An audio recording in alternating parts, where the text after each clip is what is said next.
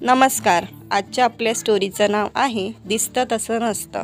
कथा मीना साळवे. लग्नाचा वाढदिवसा प्रितार्थ मनपूर्वक अभिनंदन. तुलिकाताई. माझ्या वहिनीनं फोन करून मला शुभेच्छा दिल्या. लग्नाचा वाढदिवस आहे ना, खूप खूप शुभेच्छा आणि आशीर्वाद. आईनं म्हटलं. बाबाही बोलले, अगं जावई कुठे आहेत? त्यांनाही माझे आशीर्वाद व शुभेच्छा सांगते बाबा. ते ऑफिसला गेले आहेत. काही हरकत नाही, मी नंतर बोलेन त्यांच्याशी. त्यांचा फोन ठेवते तोवर धाकटी बहीण कांचनाचा आणि तिच्या नवऱ्याचाही फोन येऊन गेला. आज आमच्या लग्नाचा वाढदिवस होता, पण माझ्या नवऱ्यानं मात्र काहीच उत्साह दाखवला नव्हता. ऑफिसला निघण्यापूर्वी तो माझ्याशी धड बोललाही नव्हता. मला मान्य आहे की सध्या त्याला ऑफिसात फार काम पडते, कामाचा ताण खूप आहे. पण म्हणून काय झालं, लग्नाचा वाढदिवस रोज रोज थोडाच येतो. जाता जाता रवीनं एवढं म्हटलं होतं, तुलिका आज मी लवकर घरी येतो, आपण आज बाहेर जेवायला जाऊयात. सकाळची दुपार झाली, दुपारची संध्याकाळ आणि आता रात्र झाली, अजून रवी घरी परतले नाहीत. कदाचित माझ्यासाठी गिफ्ट घेऊन येत असतील अशी मी माझी समजूत काढत होते. आई भूक लागली आहे. माझ्या 5 वर्षाच्या मुलीनं मला भंडावून सोडलं. तिच्यासाठी तिच्या आवडीचं खायला करून दिलं. तेवढ्यात दाराची घंटी वाजली. रवी आले होते. तुलिका क्षमा कर गडी, अगं बॉसनं अचानक मीटिंग बोलवली. माझा नाईलाज झाला. लग्नाच्या वाढदिवसाच्या शुभेच्छा.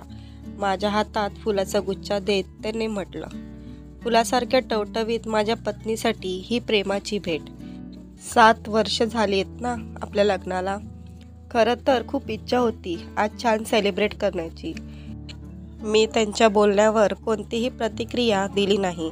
फुलांचा गुच्छाही एका बाजूला ठेवला. रवी म्हणाले, अगं आज हॉटेलातही खूप गर्दी होती, तरीही मी तुझ्या आवडीचे जेवणाचे सर्व पदार्थ पॅक करून आणले आहेत. जेवण एकदम गरम आहे, पटकन वाढतेस का? जेवूया आपण, फार भूक लागली आणि दमलेही आहे मी.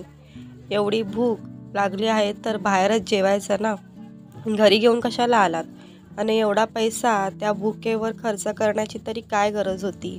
तुम्ही जेवून घ्या, मला भूक नाही आहे, मी रागातच बोलले.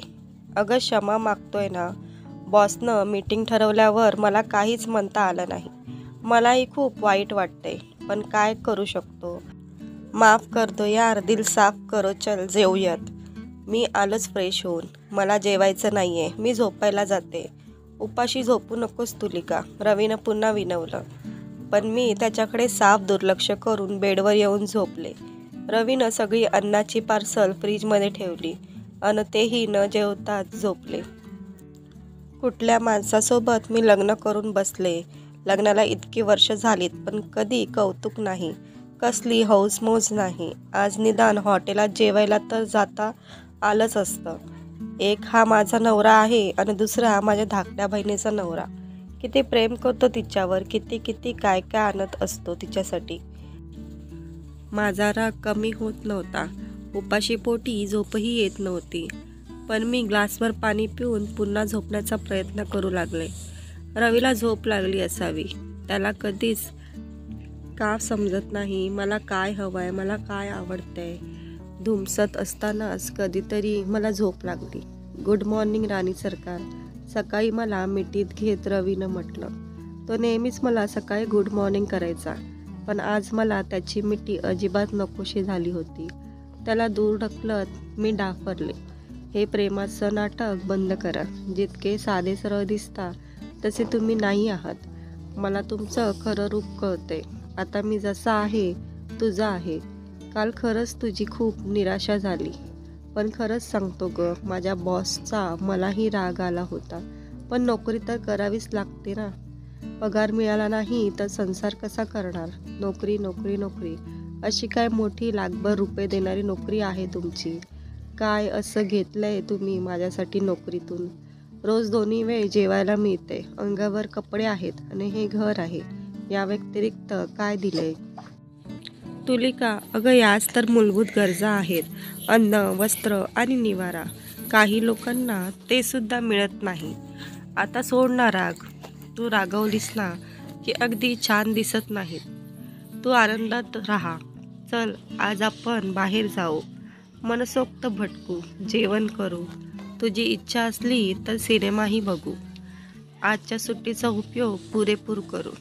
लग्नाचा रिलेटेड वाढदिवस साजरा करतोय. चल ना, अजून किती वेळा सॉरी म्हणू. प्लीज एकदा हस ना. मला कुठंही जायचं नाहीये आणि पुन्हा माझ्याशी बोलायचा प्रयत्नही करू नका. तुमच्याशी लग्न केल्याचा पश्चाताप होतोय मला. काय माझ्या बाबांनी बघितलं तुमच्यात आणि माझं लग्न करून दिलं तुमच्याशी. किती किती दिलं होतं बाबांनी मला. सगळं तुमच्या आईवडिलांनी ठेवून घेतलं. एवढी स्वप्न होती माझी लग्नानंतर काय काय करेन म्हणून, पण तुम्हाला कसली हौसच नाही. आता मी काहीही मागणार नाही तुमच्याकडे.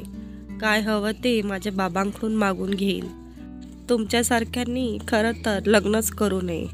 उगीच एखाद्या मुलीचं आयुष्य उद्ध्वस्त करायचं. मी अगदी ताबा सोडूनच बोलत होते. मी तुमच्या बाबांना आधीच सांगितलं होतं मला काहीही नको म्हणून. माझीही काही तत्त्व आहेत, जीवनमूल्य आहेत. माझ्या प्रामाणिकपणाच्या कमाईवरच मला संसार करायचा आहे. तुलाही सुखी ठेवायचं आहे. तर मित्रांनो, पुढील भाग लवकरच येईल आणि स्टोरी आवडल्यास लाईक करा आणि चॅनलला सबस्क्राईब करायला विसरू नका.